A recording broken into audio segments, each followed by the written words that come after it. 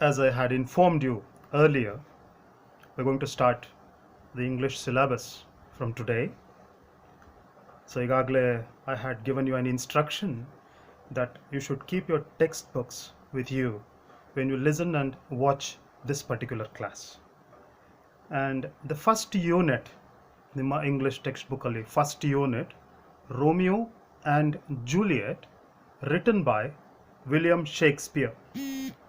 So this poem, it's interesting for three reasons. Reason number one, this poem is written by William Shakespeare. Shakespeare ಬರ್ದಿದ್ದಾನೆ ಅನ್ನೋ ಕಾರಣಕ್ಕೇನೆ this poem is very special. Reason number two, ನಿಮಗೆಲ್ಲ ಇಷ್ಟ ಆಗುವಂಥದ್ದು, this is a love poem.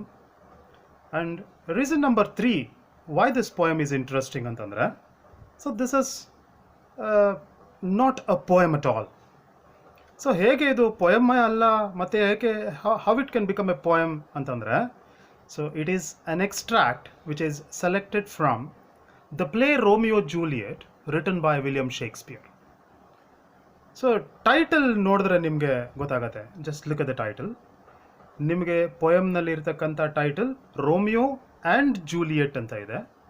But play ಅಂದರೆ ನಾಟಕ, ಆ ಪ್ಲೇಗೆ ಇರ್ತಕ್ಕಂಥ title Romeo Juliet.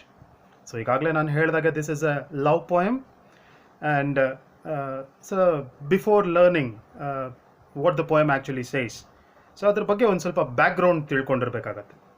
So it is a part of an extract which has been chosen from a play ಆಗಿರೋದ್ರಿಂದ ಅಲ್ಲಿ ಏನೇನಾಯಿತು, ಸೊ ಹೇಗೆ ರೋಮಿಯೋ ಎಕ್ಸ್ಪ್ರೆಸಸ್ ಇಸ್ ಎಂಥದ್ದು feelings for Juliet, and how Juliet expresses her feelings for Romeo ಅನ್ನೋದನ್ನು Shakespeare ಇಲ್ಲಿ describe ಮಾಡ್ತಾರೆ. So poem complete ಎಲ್ಲ ನೀವು ಲರ್ನ್ ಮಾಡಿದ್ದಾದಮೇಲೆ ನೀವು ಮಾಡಬೇಕಾಗಿರೋ ಕೆಲಸ ಏನಪ್ಪ ಅಂತಂದರೆ, ರೋಮಿಯೋ ಫೀಲಿಂಗ್ಸ್ನ ಇಂಟೆನ್ಸಿಟಿ ಜಾಸ್ತಿ ಇದೆಯಾ, ಜೂಲಿಯಟ್ನ ಫೀಲಿಂಗ್ಸ್ನ ಇಂಟೆನ್ಸಿಟಿ ಜಾಸ್ತಿ ಇದೆಯಾ ಅಂತ ನೀವು ಹೇಳಬೇಕು. ಲಾಸ್ಟಲ್ಲಿ you are the judges. So ಈಗ just open your text books. Background, just read the background. So ನಾನು ರೀಡ್ ಮಾಡ್ತಿರ್ತೇನೆ, ನೀವು ಟೆಕ್ಸ್ಟ್ ಬುಕ್ಕಲ್ಲಿ ಫಾಲೋ ಮಾಡ್ತೀರಿ. The two noble families of Verona, the Capulets and the Montagues, were sworn enemies. Romeo and Juliet belonged to the rival families. Old Lord Capulet hosted a grand supper. Though Romeo belonged to the family of Montagus, he attended the supper in disguise to see Rosaline. There he sees Juliet on the dance floor and is fascinated by her beauty. After the dance, he learns that she is the daughter of Lord Capulet. She feels attracted to the man from the enemy family. The following verses express their implicit feelings for one another. I'll get stopped. ಈ particular part ಮಾತ್ರ ಈಗ discuss ಮಾಡೋಣ. So after that we shall go to what Romeo says, what Romeo has to say about Juliet, and what Juliet has to say about Romeo, our feelings na depth ಏನು. So what is the intensity of the feelings of Romeo and what is the intensity of feelings of Juliet ಅನ್ನೋದನ್ನ, so we shall discuss it later. So ಅದಕ್ಕೂ ಮುಂಚೆ ಇಲ್ಲಿ ಏನು background ಇದೆ, just look at that carefully. ಯಾಕಂದರೆ ಈ ಪೊಯಮ್ನ understand ಮಾಡ್ಕೊಳ್ಬೇಕು ಅಂತಂದರೆ it is very important that you should understand the background. The two noble families of Verona. So look at that sentence. The two noble families of Verona. Verona ಅನ್ನೋದು, it is the name of a city. ಆ ಸಿಟಿನಲ್ಲಿ, so there were two noble families. Noble ಅಂತಂದ್ರೆ ಏನು word? So note the spelling of the word noble. ಅದು NOBEL noble ಅಲ್ಲ, it is NOBLE noble. Difference ಇದೆ. NOBEL noble ಅಂದರೆ ನೀವು ಕೇಳಿರ್ಬೋದು Nobel prize. So Nobel prize ಯಾರಿಗೆ ಬಂತು? So it is the highest ಅಂಥದ್ದು identity prize which exist in the world. So noble, NOBLE noble ಅಂತಂದರೆ ರಿಚ್ ಆ್ಯಂಡ್ ರೆಸ್ಪೆಕ್ಟೆಡ್ ಅಂತ. Rich ಸಾಹುಕಾರರು ಹೌದು, ರೆಸ್ಪೆಕ್ಟೆಡ್ ಸಮಾಜದಲ್ಲಿ ಗೌರವಾನ್ವಿತರು ಕೂಡ ಹೌದು. So the two noble families of Verona. Verona ಅನ್ನೋ ಸಿಟಿನಲ್ಲಿ 2 ನೋಬಲ್ ಫ್ಯಾಮಿಲೀಸ್ ಇತ್ತು. ಯಾವುದಪ್ಪ families? The Capulets and the Montagues. ಈಗ ನಮ್ಮ ಕಡೆ ವಿಲೇಜಸ್ ಕಡೆ ಎಲ್ಲನೂ ಹೇಳ್ತಾರೆ, ಯಾರೋ ಒಬ್ಬರು ವಿಲೇಜಸ್ನಲ್ಲಿ ಯಾರೋ ಕೃಷ್ಣಪ್ಪ ಅಂತಿದ್ರೆ ಕೃಷ್ಣಪ್ಪನವರು ಅಂತಂದರೆ ಏನಾಯಿತು? ಇಡೀ ಫ್ಯಾಮಿಲಿ ಎಲ್ಲ ಸೇರ್ಕೊಳ್ತಾನೆ, ಕೃಷ್ಣಪ್ಪನವರು, ಇಲ್ಲ ಯಾರೋ ವೆಂಕಟೇಶಪ್ಪನವರು ಅಂತಾರೆ. ಹಾಗೆ ಸೊ ಇಲ್ಲಿ Capulets and Montagues. So these were the 2 noble families of Verona. But ಇಲ್ಲಿ ಒಂದು ಇಂಪಾರ್ಟೆಂಟ್ ಥಿಂಗ್ ಏನಪ್ಪ ಅಂತಂದರೆ, ದೇ ವರ್ ಸಾರ್ನ್ ಎನಿಮೀಸ್ ಅಥವಾ ಸ್ಟಾಂಚ್ ಎನಿಮೀಸ್, ಬದ್ಧ ವೈರಿಗಳು ಅಂತೀವಲ್ಲ ಆ ಥರ. ಈ ಕ್ಯಾಪಲೆಟ್ಸ್ನ ನೋಡಿದ್ರೆ ಮಾಂಟೆಗೂಸ್ಗೆ ಆಗ್ತಿರ್ಲಿಲ್ಲ, ಮಾಂಟೆಗೂಸ್ನ ನೋಡಿದ್ರೆ ಕ್ಯಾಪಲೆಟ್ಸ್ಗೆ ಆಗ್ತಿರ್ಲಿಲ್ಲ. Romeo and Juliet belonged to the rival families. ಈ ರೈವಲ್ ಫ್ಯಾಮಿಲೀಸ್ಗೆ ಸೇರಿದ್ರು. ರೈವಲ್ಸ್ ಅಂದರೆ ದೇ ವರ್ ಆಪೋಸಿಟ್. ಸೊ ಈ ಆಪೋಸಿಟ್ ಫ್ಯಾಮಿಲೀಸ್ಗೆ ಸೇರಿದ್ರು ಅವರು. ಆ್ಯಂಡ್ ಯಾವ ಫ್ಯಾಮಿಲಿಗೆ ಸೇರಿದ್ರು? So Romeo belong to the family of Montagues and Juliet belong to the family of Capulets. Old Lord Capulet hosted a grand supper. So one day, Old Lord Capulet, who is this Old Lord Capulet? He was the head of the family of Capulets, and so he hosted a grand supper. ಊರಿಗೆಲ್ಲ ಇಲ್ಲ ಆ ಪ್ರದೇಶದಲ್ಲಿರ್ತಕ್ಕಂಥ ಎಲ್ಲರಿಗೂ ಕೂಡ ಅವನು ಒಂದು ಸಪ್ಪರನ್ನು ಕೊಟ್ಟ. Supper ಅಂತಂದರೆ ಏನು? What you mean by supper? ಗೊತ್ತಲ್ವಾ? So the meals that you take in the night. Morning ತಗೊಳ್ಳೋ ಫುಡ್ಡನ್ನು you call it as breakfast. Afternoon ತಗೊಳ್ಳೋ food it is called lunch. And at the same time the last meal of a day, ಆ ದಿನ ನೀನು ಮಾಡ್ತಕ್ಕಂಥ ಕಡೆಯ ಊಟ, ಅದನ್ನು ಸಪ್ಪರ್ ಅಂತ ಕರಿತೀವಿ. ಹಾಗಾದರೆ ಡಿನ್ನರ್ ಅಂದರೆ ಏನು ಸರ್? ಡಿನ್ನರ್ ಅಂತಂದರೆ ಔತಣ. ಅದು ಯಾವಾಗ ಬೇಕಾದರೂ ಮಾಡ್ಬೋದು ನೀನು. ಸಾಮಾನ್ಯವಾಗಿ ನಾವು ಸಪ್ಪರ್ನ ಡಿನ್ನರ್ನ ಮಿಸ್ಟೇಕ್ ಮಾಡ್ತಿರ್ತೀರ ನೀವು ಯೂಸ್ ಮಾಡುವಾಗ. So have you had your supper ಅಂತ ಕೇಳೋದಕ್ಕೆ ಬದಲಾಗಿ have you had your dinner ಅಂತ ಕೇಳ್ತಿರ್ತೀರ. But supper is the right word to be used. So dinner ಅಂತಂದರೆ ಔತಣ, ಯಾವಾಗ ಬೇಕಾದರೂ ಕೊಡ್ಬೋದು. Even I can throw a dinner out and even in an evening or an afternoon or morning ಕೂಡ ನಾನು dinner ಕೊಡ್ಬೋದು. So here, so old lord Capulet hosted a grand supper. ಇಲ್ಲಿ we already know that Romeo belonged to the family of Montagus and Juliet belonged to the family of ಯಾವುದು? Capulets. Romeo attended the supper. Just ಇವಾಗ it is left to you. So is it right for Romeo to attend the supper which was hosted by old Lord Capulet? ಸರಿನಾ Romeo ಮಾಡಿದ್ದು? ಇಬ್ಬರು enemies ಅಂತ ಗೊತ್ತು. Why did he go there? ಏನಕ್ಕೆ ಹೋಗ್ಬೇಕು ಅವನಲ್ಲಿಗೆ? Yes, he attended the supper. Invitation ಇರಲಿಲ್ಲ ಅವನಿಗೆ. So he was not invited. ಆದರೂ ಕೂಡ he attended the supper. Enemies ಅಲ್ವಾ? ಎನಿಮಿ ಕಡೆಯಿಂದ ಬಂದೊಬ್ಬನು ಇಲ್ಲಿ ಸಪ್ಪರ್ ಅಟೆಂಡ್ ಮಾಡಿದ್ರೆ ಸೊ ಖಂಡಿತ they will create a ruckus. So definitely they will throw him outside the party. ಅದಕ್ಕೆ ಅವನೇನು ಮಾಡ್ದ? he attended the supper in disguise ಮಾಡಿಕೊಂಡು ಸಪ್ಪರ್ನ ಅಟೆಂಡ್ ಮಾಡ್ದ. What do you mean by disguise? In disguise ಅಂದ್ರೆ ಏನು? ವೇಷ ಮರೆಸಿಕೊಂಡು, ಇನ್ ಡಿಸ್ಗೈಸ್. ಹಳೆ ಕಾಲದಲ್ಲಿ kings if they wanted to know the problems of their subjects, so they use to go for a walk like ordinary people, dressed like ordinary people. So they went in disguise to understand the problems of people. So ಅದೇ ರೀತಿ ಯಾರೋ celebrities ಇರ್ತಾರೆ ಅಂತ ಅನ್ಕೊಳ್ಳಿ. ಆ ಸೆಲೆಬ್ರಿಟೀಸ್ನ ಅವರು ಹೇಗಿದ್ದಾರೆ ಹಾಗೆ ಅವರು ಬೀದಿಗೆ ಹೋಗಿದ್ರೆ ಜನ ಬಂದು ಸೇರ್ಕೊಂಡು ಬಿಡ್ತಾರೆ. ಆಗ what do they do? Yes, they go in disguise. ವೇಷ ಮರೆಸ್ಕೊಂಡು ಅವರು ಹೋಗ್ತಾರೆ. ಸೊ ಹಾಗೆ ಇಲ್ಲಿ ನಮ್ಮ ರೋಮಿಯೋ ಏನು ಮಾಡ್ದ? He attended the supper in disguise. ಏನಕ್ಕೆ ಹೋದ ಅವನಲ್ಲಿಗೆ? To see Rosaline. ರೋಸಲೀನ್ ಯಾರು? This Rosaline was Romeo's girlfriend. ಅರೆ, ನಿಮ್ಗೆ ಇವಾಗ ಹೊಸ ಡೌಟ್ಸ್ ರೈಸ್ ಆಗ್ತಾ ಇರ್ಬೋದು. ಸೊ ಇಲ್ಲಿ ಆ್ಯಕ್ಚುಲಿ ದಿಸ್ ಪೋಯಮ್ನ ಟೈಟಲ್ನೆಲ್ಲ ಇದೆ ರೋಮಿಯೋ ಆ್ಯಂಡ್ ಜೂಲಿಯಟ್ ಅಂತ. ಮತ್ತು ರೋಸಲೀನ್ ಎಲ್ಲಿಂದ ಬಂದ್ಲು? So actually he went there to see Rosaline, and Rosaline ಅವನ ಗರ್ಲ್ ಫ್ರೆಂಡ್ ಅನ್ನೋದು ಸತ್ಯ. ಸೊ ಆಮೇಲೆ ಮತ್ತೆ ಅವನಿಗೆ ಜೂಲಿಯಟ್ ಜೊತೆಗೆ ಲವ್ ಆಗುತ್ತೆ. So that itself shows the true nature of love. ನಾವು ಯಾವುದನ್ನು ತುಂಬ ಪವಿತ್ರ ಹಾಗೆ ಹೀಗೆ ಅಂತೆಲ್ಲ ನಾವು ಸಿಕ್ಕಾಪಟ್ಟೆ ಫೀಲ್ ಆಗ್ತಿರ್ತೀವೋ, ಸೊ ಅದು ಜಸ್ಟ್ ಎಂಥದ್ದು ಆಪರ್ಚುನಿಸ್ಟಿಕ್, ಎಂಥದ್ದು there is nothing to do with the intensity ಅನ್ನೋದು ನಮ್ಗೆ ಅದರಲ್ಲೇ ಗೊತ್ತಾಗತ್ತೆ ಆ್ಯಕ್ಚುಲಿ. ಸೊ ಬಟ್ ಇದನ್ನು ನಾನು ಹೇಳಿದ್ರು ಕೂಡ ಕೆಲವ್ರಿಗೆ ಅರ್ಥ ಆಗೋದಿಲ್ಲ, ಯಾಕೆಂದರೆ ಅದೊಂದು ರೀತಿಯ ಭ್ರಮೆಯಲ್ಲಿ, ಇಮ್ಯಾಜಿನೇಷನಲ್ಲಿ, ಹ್ಯಾಲ್ಯೂಸಿನೇಷನಲ್ಲಿ ಇರ್ತಾರೆ. ಬಟ್ ದಿಸ್ ಈಸ್ ರಿಯಾಲಿಟಿ, ಇದು ಸತ್ಯ. So he had a girlfriend already by name Rosaline. ಆ ರೋಸಲಿನ್ನ ನೋಡೋದಕ್ಕೆ he attended the supper which was hosted by old lord Capulet and he went there in disguise. There he sees Juliet on the dance floor. ಅಲ್ಲಿ he sees Juliet on the dance floor. And dance ಯಾಕೆ ಅನ್ನುವಂಥದ್ದು, dance it is an integral part of ಎಂಥದ್ದು the regular life of western people. So ನಮ್ಮ ಕಡೆ ಎಲ್ಲ ನಾವು ಡ್ಯಾನ್ಸ್ಗಳು ಮಾಡೋದಿಲ್ಲ, ಏನೋ ಒಂದು ಪಬ್ಲಿಕ್ ಗ್ಯಾದರಿಂಗ್ ಇಲ್ಲ ಮನೆ ಒಂದು ಫಂಕ್ಷನ್ಸ್, ರಿಲೇಟಿವ್ಸ್ ಫಂಕ್ಷನ್ಸ್ ಅದು ಇದು, ಆದರೆ dance is not a part of our culture. But dance definitely it is a part of the culture of western people.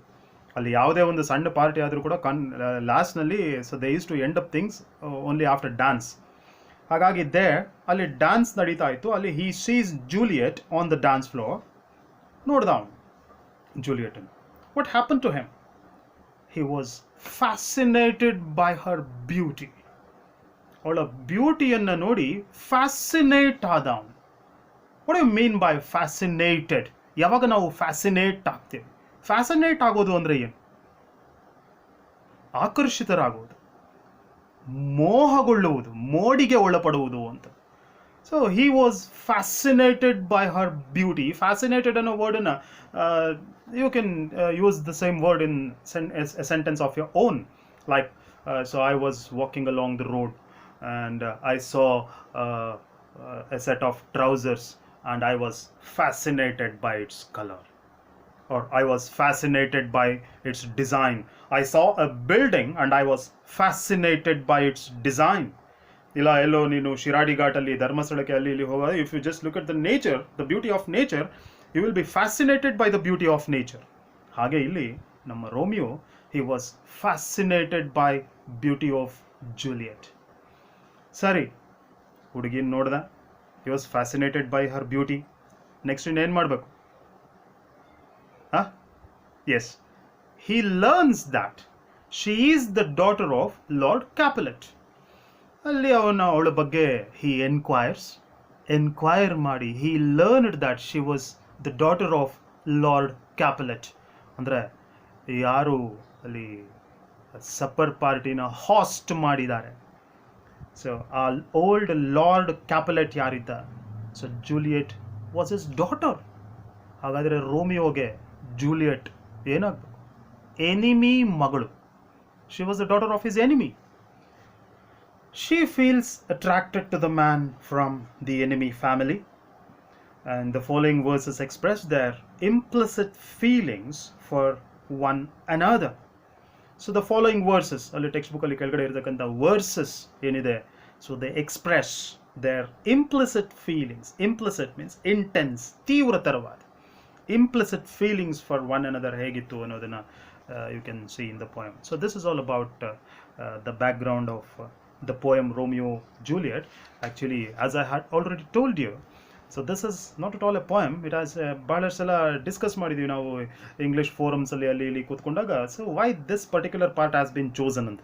ಯಾಕೆ ಒಳ್ಳೆ ಲವ್ ಪೋಯಮ್ ಕೊಡೋಂಗಿದೆ, ಯಾವುದೋ ಬೇರೆ ಪೋಯಮ್ ಇರ್ತಾ ಇರಲಿಲ್ವಾ? Why particularly this one has been chosen ಅಂತ. So it is because of the rich imagery and figures of speech that you find in this poem. ಅದು ನಾನು later on explain ಮಾಡುವಾಗ figures of speech ಎಲ್ಲ ಹೇಳ್ತೀನಿ ನಿಮಗೆ. Especially ಆ imagery ಏನಿದೆ, ಆ ದೃಶ್ಯಾವಳಿ ಏನು ಕಟ್ಟಿಕೊಡ್ತಾನೆ ಅವನು ಶೇಕ್ಸ್ಪಿಯರ್ ಎಕ್ಸ್ಪ್ಲೈನ್ ಮಾಡುವಾಗ, ಸೊ ಅದೆಲ್ಲನೂ ಇದರಲ್ಲಿ ಬಹಳ ಚೆನ್ನಾಗಿದೆ. ಅಂದರೆ this might be one of the many reasons why this particular part has been chosen instead of a poem. And ಇದರಲ್ಲಿ ಈ ಪರ್ಟಿಕ್ಯುಲರ್ ಎಕ್ಸ್ಟ್ರಾಕ್ಟ್ನಲ್ಲಿ you can find there is some similarity with a poem. ಇದು ಈ ಪೋಯಮ್ನ qualities ಕೊಡೋ ಕೆಲವು ಇದೆ ಇದರಲ್ಲಿ. So though this is a part of a play, poem qualities ಇದೆ ಇದರಲ್ಲಿ. ಹೇಗೆ ಪೋಯಮ್ ಕ್ವಾಲಿಟೀಸ್ ಫೈಂಡ್ ಔಟ್ ಮಾಡೋದು? Just look at that.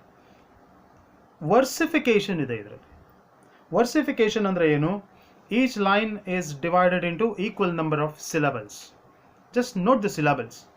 Oh, she doth teach the torches to burn bright. ಎಷ್ಟಾಯಿತು? 10 syllables ಆಯ್ತಲ್ಲ. ನೆಕ್ಸ್ಟ್ ಲೈನಲ್ಲಿ ನೋಡಿ, it seems she hangs upon the cheek of night. Every line ನೀವು ಹುಡುಕೊಂಡೋಗಿ you will find 10 syllables in each line. Syllable ಅಂದರೆ ಗೊತ್ತು, ನೀವು ಅದನ್ನು ಡೀಪಾಗಿ ಇದು ಮಾಡ್ಕೊಳ್ಳೋದೇನಿಲ್ಲ. ಸಿಲಬಲ್ ಅಂದರೆ ಒಂದು ಪರ್ಟಿಕ್ಯುಲರ್ ಸೌಂಡ್, ಒಂದು ಸೆಟ್ ಆಫ್ ಲೆಟರ್ಸ್ ಸೇರಿ ಒಂದು ಪರ್ಟಿಕ್ಯುಲರ್ ಸೌಂಡ್ ಕೊಡುತ್ತಲ್ಲ, that is called a syllable. I will read it again. O she doth teach the torches. Torches ನೋಡಿ, ಅದು 2 syllables ಇದೆ ಅದರಲ್ಲಿ. Torches to burn bright. ಅಷ್ಟು ಲೆಟರ್ಸ್ ಇದೆ ಬ್ರೈಟ್ ಅಲ್ಲಿ, ಬಟ್ ಇದು single syllabic, monosyllabic word bright ಅಷ್ಟೇ. ಸೊ 10 syllables ನಿಮಗೆ ಸೊ ಒಂದೊಂದು ಲೈನಲ್ಲಿ ಕೂಡ ಯು ಕ್ಯಾನ್ ಫೈಂಡ್. ಸೊ ಹಾಗಾಗಿ so this particular part, so it has also got the qualities of a poem. So next ಕ್ಲಾಸ್ನಲ್ಲಿ, so this one I just launched experimentally, so whether to see how far this could become successful ಅಂತ. So actually I was anxious, this particular mobile phone ಇಟ್ಕೊಂಡು ಈ ಥರ record ಮಾಡಿಕೊಂಡು class ಮಾಡ್ತಾ ಇರೋದು, ಇದು ನನಗೇನು ಎಕ್ಸ್ಪೀರಿಯನ್ಸ್ ಏನಿಲ್ಲ. This is the first time I am doing it. But as the say, necessity is the mother of invention ಅಂತ ಹೇಳ್ತಾರಲ್ಲ, ಹಾಗಾಗಿ ಏನದು, ಅಗತ್ಯಗಳು ಆವಿಷ್ಕಾರದ ತಾಯಿ. Necessity is the mother of invention ಅಂತ. ಹಾಗಾಗಿ I have tried it. So I hope you have understood this. ಇನ್ನೊಂದ್ಸಲ just I will repeat what I have said. So 2 noble families of Verona. I just want to tell you, remind you again that this is the background to the poem Romeo and Juliet. Actually, Romeo Juliet play ತುಂಬಾ ದೊಡ್ಡದಿದೆ. Romeo Juliet ಪ್ಲೇನ ನಿಮಗೆ teach ಮಾಡಬೇಕಂದ್ರೆ it might take a week or 10 days. 10 daysಗೂ ಕೂಡ ಮುಗಿಯೋದಿಲ್ಲ ಹೇಳಬೇಕಂದ್ರೆ. So but ಇದು particular ಪೋಯಮ್ಗೆ ಬ್ಯಾಕ್ಗ್ರೌಂಡ್ ಇಲ್ಲಿ ಕೊಟ್ಟಿದ್ದಾರೆ, ಏಕೆಂದರೆ ನಿಮಗೆ ಅಂಡರ್ಸ್ಟ್ಯಾಂಡ್ ಆಗಲಿ ಅಂತ. There were 2 noble families of Verona. How many noble families were there? 2 noble families of Verona. So namely Capulets and Montagus. So there might be you can expect a question on this particular thing. Name any one of the noble families of Verona. Kelbodu. So aga you have to write either Montagus or Capulets. And Romeo and Juliet belonged to these 2 rival families. So they were sworn enemies, staunch enemies, ಬದ್ಧ ವೈರಿಗಳು ಹೇಳಿದ್ದೆ. And ಹೀಗಿರುವಾಗ Romeo he belonged to the family of Montagus and Juliet belonged to the family of Capulets. So ಇದ್ರ ಮೇಲೆ ಕೂಡ question ಆಗ್ಬೋದು. So which family did Romeo belong to ಕೇಳ್ಬೋದು. So ಆಗ Romeo belong to the family of ಯಾವುದು, Montagus. ಹಾಗೇನೆ which family did Juliet belong to, Juliet belong to the family of Capulets. ಸೊ ಇದು ತುಂಬ ಜನ ಬಹಳಷ್ಟು ಜನ ಅದಲ್ ಬದಲು ಮಾಡ್ಕೊಂಡ್ಬಿಡ್ತಾರೆ. ಅದು ಹೇಗೆ ನೆನ್ಪಿಟ್ಕೊಳ್ಳೋದು ಅಂತಂದರೆ, ಅಲ್ಲಿ ಸಪ್ಪರ್ ಕೊಡ್ತಾ ಇರೋದು ಯಾರು, ಓಲ್ಡ್ ಲಾರ್ಡ್ ಕ್ಯಾಪುಲೆಟ್ಸ್. ಸೊ ಆ ಕ್ಯಾಪುಲೆಟ್ನ ಮಗಳು ಜೂಲಿಯಟ್ ಆಗಿರೋದ್ರಿಂದ, so Juliet belongs to Capulets ಅಂತ ರಿಮೆಂಬರ್ ಮಾಡ್ಕೊಳ್ಳೋದು it is very easy. So Juliet belong to the family of Capulets. So ಆಮೇಲೆ ಹೀಗಿರುವಾಗ so he hosted a grand supper, old lord Capulet. ಇದ್ರ ಮೇಲೆ ಒಂದು ಕ್ವಶನ್ ಆಗ್ಬೋದು, who hosted a grand supper. ಆ hosted ಅನ್ನೋ ವರ್ಡ್ ಇದೆ ನೋಡಿ, hosted, HOSTED, host, HOST, host ಅನ್ನೋದು. So it is an opposite word for guest. ಈಗ if I visit your house, so ನಾನು ಗೆಸ್ಟ್ ಆಗ್ತೀನಿ, ನೀನು ನನಗೆ ಹೋಸ್ಟ್ ಆಗ್ತೀಯ. ಅಂದರೆ ಯಾರು ಪಾರ್ಟಿ ಕೊಡ್ತಿದ್ದಾರೆ ಅವನು ಹೋಸ್ಟ್ ಆಗ್ತಾನೆ, ಪಾರ್ಟಿಗೆ ಅಟೆಂಡ್ ಮಾಡಿರೋರೆಲ್ಲ ಗೆಸ್ಟ್ಸ್ ಆಗ್ತಾರೆ. ಸೊ ಇಲ್ಲಿ old lord Capulet hosted a grand supper. ಆಮೇಲೆ ರೋಮಿಯೋ ಅಟೆಂಡೆಡ್ ದ ಸಪರ್, ನಿಜ. ಸೊ ಇಲ್ಲಿ 2 ಕ್ವಶನ್ಸ್ ಬರುತ್ತೆ. Why did Romeo attend the supper? Romeo attended the supper to see Rosaline. ಇನ್ನೂ ಒಂದು ಕ್ವಶನ್ ಆಗುತ್ತೆ, how did Romeo attend the supper? ಹೇಗೆ attend ಮಾಡ್ದ ಅವನು? He attended the supper in disguise. ಇನ್ನೂ ಒಂದು ಕ್ವಶನ್ ಆಗುತ್ತೆ, why did Romeo attend the supper in disguise? ಇದೆಲ್ಲ ಕ್ವಶನ್ಸ್ ಆಮೇಲೆ ಕೊಡ್ತೀನಿ ನಾನು ನಿಮ್ಗೆ. So why did Romeo attend the supper in disguise? ಯಾಕೆ ಅವನು ಡಿಸ್ಗೈಸಲ್ಲಿ ಹೋದ? So because they were enemies. ಆಮೇಲೆ he went there to see Rosaline ಆಯಿತು. ಆಮೇಲೆ there he saw Juliet on the dance floor. ಇದರಲ್ಲಿ ಒಂದು ಕ್ವಶನ್ ಆಗುತ್ತೆ. So where did Romeo see Juliet for the first time ಅಂತ ಕೇಳ್ತಾರೆ. ಸೊ ಅವಾಗ Romeo saw Juliet for the first time ಎಲ್ಲಿ on the dance floor. ನೋಡಿದ್ಮೇಲೆ ಏನಾಯಿತು? So what happened to Romeo when he saw Juliet on the dance floor? ಏನಾಯಿತು? He was fascinated by her beauty. ಆಮೇಲೆ what did he learn after the dance? He learned that she was the daughter of Lord Capulet.